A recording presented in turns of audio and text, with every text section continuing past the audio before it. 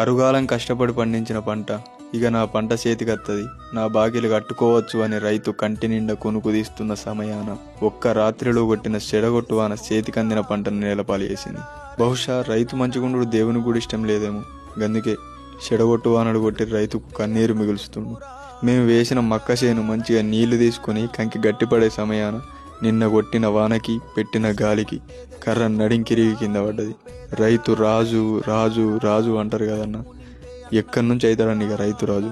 పంచభూతాలే రైతు మీద పగబడుతుంది. ఎండనక వాననక చలి అనక నీల మట్టిని నమ్మిండు, రేయనక పగలనక రాత్రనక కష్టజీవిగా నిలిసిండు.